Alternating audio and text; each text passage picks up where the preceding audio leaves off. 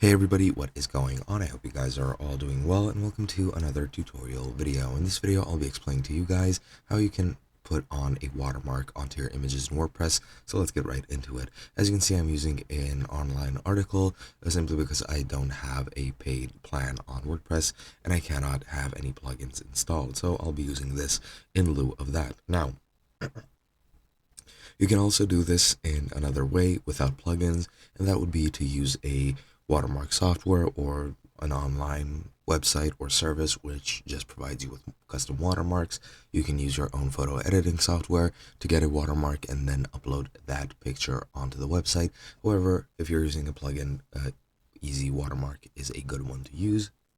You just want to go to the plugin marketplace and download and install and activate Easy Watermark.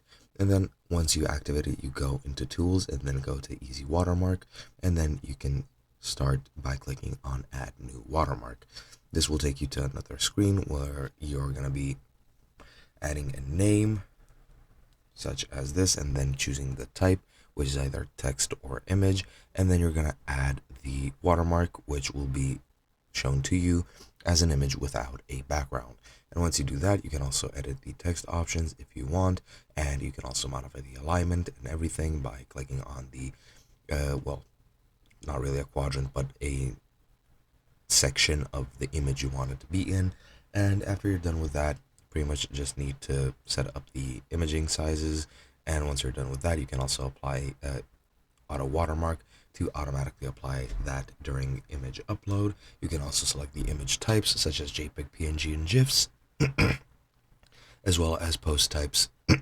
You can set up if you want it on posts, on pages, on unattached images, etc., etc. And once you're done with that, you just need to click on the save button at the top of your store on the top of your website to finish with the changes and save your changes.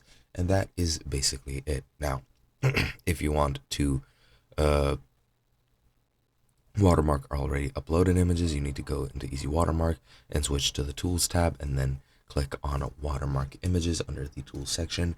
But that is essentially it. Hope you guys enjoyed, and I'll be seeing you guys in another video.